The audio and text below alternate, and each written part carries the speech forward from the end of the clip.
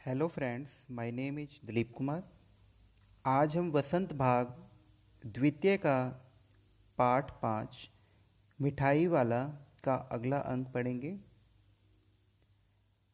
अव्यर्थ उन बातों की क्यों चर्चा करूं, उन्हें आप जाने ही दें। उन बातों को सुनकर आपको दुख ही होगा। ये पंक्तियां मिठाई वाले ने रोहिणी से कही। जब रोहिणी ने उनके मन की व्यथा को जानने की कोशिश की, तब उन्होंने यह पंक्तियां रोहिणी से कही थीं। जब इतना बताया है तब और भी बता दो, मैं बहुत उत्सुक हूँ, तुम्हारा हर्जा न होगा, मिठाई मैं और भी ले लूँगी। आगे रोहिणी कहती है कि जब आपने अपने बारे में इतना कुछ बता दिया है तो और भी जो बातें हैं वो भी बता दें, क्योंकि मैं उन बातों को जानने के लिए उत्सुक हूँ, बेचैन हूँ। तुम्हारा कोई भी नुकसान नहीं होगा, मिठाई मैं और भी ले लूँगी। यह रोहिणी ने मिठाई वाले से कहा कि तुम मुझे अपनी जो बातें हैं वो बता दें, मन की, जो आपके मन का दुख है, और मैं मिठाई आपसे और भी ले लूँगी। अतिशय गंभीरता के साथ मिठाई वाले ने कहा। जो मिठाई वाला था वो बहुत ही गंभीर होकर उसने बोला, मैं भी अपने नगर का एक प्रतिष्ठित आदमी था। वह कहता है कि मैं भी अपने नगर का एक बहुत ही सम्मानीय व्यक्ति था। मकान, व्यवसाय, गाड़ी घोड़े, नौकर चाकर सब कुछ था। मेरे पास मकान भी था, मेरा अच्छा व्यवसाय भी था, गाड़ी घोड़े भी थे, नौकर चाकर भी थे। यानी कि मेरा जो जीवन था बड़ा ही सुखी और संपन्न था। स्त्री थी, छोटे छोटे 2 बच्चे भी थे। मेरा वह सोने का संसार था। आगे मिठाई वाला कहता है कि मेरी एक पत्नी भी थी और मेरे 2 छोटे छोटे बच्चे थे, और यह जो मेरा परिवार था सोने के समान था, मतलब मेरे लिए बहुत ही अमूल्य था। बाहर संपत्ति का वैभव था, और अगर मैं बात करूं तो मेरे पास सुख समृद्धि की कोई कमी नहीं थी, धन दौलत का कोई भी किसी भी प्रकार की कोई कमी नहीं थी, और भीतर सांसारिक सुख था। अपने परिवार की बात करूं तो उसमें बहुत ही सुख था। संसार के जितने भी सुख हैं वो मेरे परिवार में सम्मिलित थे। स्त्री सुंदर थी, मेरी प्राण थी। जो मेरी पत्नी थी वो बहुत ही सुंदर थी और मुझे मेरे प्राणों से भी ज़्यादा प्रिय लगती थी। बच्चे ऐसे सुंदर थे जैसे सोने के सजीव खिलौने, और जो मेरे छोटे छोटे बच्चे थे वो ऐसे लगते थे जैसे सोने के बने हों, सोने की तरह सुंदर हों, जीवित खिलौने। सजीव का मतलब होता है जीवित खिलौने। उनकी अटखेलियों के मारे घर में कोलाहल मचा रहता था। यानी कि जब बच्चे खेला करते थे, उछल कूद करते थे, शरारत करते थे, तो उनका जो शोर था वो चारों तरफ मचा रहता था। समय की गति, समय की गति का क्या पता कब क्या हो, और उस परमात्मा की जो लीला है उसे भी कोई नहीं जानता। अब कोई नहीं है, अब इस संसार में कोई नहीं है, न तो मेरी पत्नी और न ही मेरे वो 2 बच्चे जो छोटे छोटे थे। दादी, प्राण निकाले नहीं निकले। वह कहता है मिठाई वाला दादी जी से कि प्राण निकाले नहीं निकले, कि मैं मेरे बच्चों को पाने के लिए या मेरी पत्नी को पाने के लिए मुझसे कोई मेरे प्राण भी मांग लेता तो मैं उन्हें दे देता, लेकिन ऐसा नहीं था। प्राण निकालने से भी वो जो बच्चे हैं और मेरी जो पत्नी है वो मुझे कभी भी नहीं मिल सकते। इसलिए अपने उन बच्चों की खोज में निकला हूँ। वे सब अंत में होंगे तो यहीं कहीं, उसे लगता है कि अगर वो मेरे बच्चे होंगे तो यहीं कहीं होंगे, और उन्हीं को ढूंढने के लिए, उन्हीं को तलाशने के लिए मैं हर रोज़ निकलता हूँ, और कभी कुछ बेचने के लिए तो कभी कुछ, आखिर कहीं न जन्मे ही होंगे।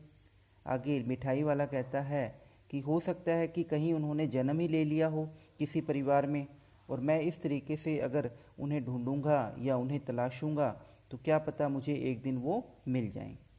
उस तरह रहता, घुल घुल कर मरता, इस तरह सुख संतोष के साथ मरूंगा।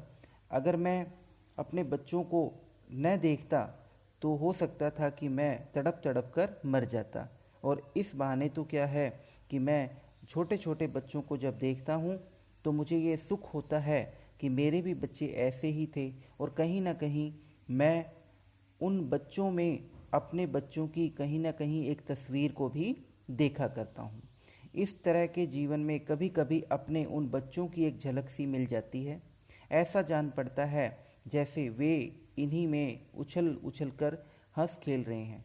आगे मिठाई वाला कहता है कि जब मैं इन बच्चों को देखता हूँ जो मुझसे खिलौने लेने आते हैं, मिठाई लेने आते हैं या मुरली लेने आते हैं, तो मुझे मेरे बच्चों की जो छवि है इन बच्चों में नज़र आती है, और मुझे लगता है कि वो बड़ी खुशी के साथ उछल उछल कर हंस रहे हैं, खेल रहे हैं। पैसों की कमी थोड़े ही है, आपकी दया से पैसे तो काफ़ी हैं।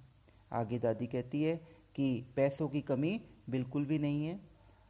दादी को वो कहता है कि पैसों की कमी मेरे पास बिल्कुल भी नहीं है, आपके आशीर्वाद से तो पैसा बहुत है, जो नहीं है इस तरह उसी को पा जाता हूँ। यहाँ पे वो मिठाई वाला कहता है कि जो मेरे पास नहीं है वो है मेरे बच्चे और मेरी पत्नी, ठीक है। और अगर मैं इस तरीके से अपने जीवन को जी रहा हूँ तो कहीं ना कहीं मैं अपने बच्चों की जो एक छवि है ना, वो उन दूसरों बच्चों में देखा करता हूँ। रोहिणी ने अब मिठाई वाले की ओर देखा, उसकी आंखें आंसुओं से तर हैं। जब रोहिणी ने मिठाई वाले को देखा तो उसकी आंखों में आंसू आ गए, या उसकी आंखों से आंसू बहने लगे। उसे उसकी बात सुनकर बहुत ही दुख हुआ और वह अपने आंसुओं को नहीं रोक पाई। इसी समय चुन्नू मुन्नू आ गए। रोहिणी से लिपटकर उसका आंचल पकड़कर बोले, अम्मा मिठाई। और वो बच्चे आकर अपनी जो माँ है उससे लिपटकर और उसका आंचल पकड़कर बोले, अम्मा हमें मिठाई दिलाओ, मुझसे लो। यह कहकर तत्काल कागज की 2 पुड़ियाँ मिठाई से भरी मिठाई वाले ने चुन्नू मुन्नू को दे दी। जब यह बात बच्चों ने कही तो मिठाई वाले ने तुरंत कागज के अंदर जो है, कागज का जो लिफाफा है उसे मिठाइयों से भरकर चुन्नू मुन्नू को दे दिया। रोहिणी ने भीतर से पैसे फेंक दिए, और जो उन मिठाइयों की जो कीमत थी, उनका जो दाम था, रोहिणी ने क्या किया, भीतर से ही उसको दे दिया। मिठाई वाले ने पेटी उठाई और कहा, अब इस बार ये पैसे न लूँगा। और इस बार मिठाई वाले ने कहा कि मैं इन मिठाइयों का जो दाम है वो इस बार नहीं लूँगा। दादी बोली, अरे अरे, न न न, अपने पैसे लिए जा भाई।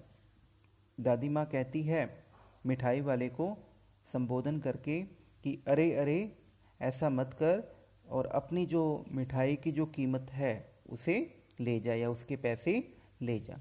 तब तक आगे फिर सुनाई पड़ा उसी प्रकार मादक मृदुल स्वर में, बच्चों को बहलाने वाला मिठाई वाला। और कुछ समय के बाद सुनाई पड़ता है एक मदमस्त और मीठी आवाज़ में, बच्चों को बहलाने वाला मिठाई वाला। ऐसा कहते हुए वह मिठाई वाला आगे की तरफ बढ़ गया, और उसने दादी की एक भी बात न मानी। तो इस प्रकार हमने इस कहानी के अंदर देखा कि किस प्रकार मिठाई वाला जो है अलग अलग तरह की वस्तुओं को बेचने के लिए वह फेरी लगाता है, और उसका जो उद्देश्य है, मूल उद्देश्य जो था, वो था केवल और केवल अपने छोटे छोटे बच्चे जो उससे दूर चले गए थे, और उसकी जो पत्नी है ना, उसकी जो कमी महसूस करता था, वह उन बच्चों की जो रूप है, उन बच्चों का जो रूप है वो दूसरे बच्चों में देखना चाहता था। और जैसा उसका परिवार है वैसा ही परिवार जब वो फेरी लगाने के लिए जाता था तो हर घर में वो ऐसा देखा करता था, जिससे उसे एक आंतरिक संतोष की अनुभूति होती थी। तो यह जो हमारा मिठाई वाला जो पाठ है वो यहीं पर समाप्त होता है। धन्यवाद।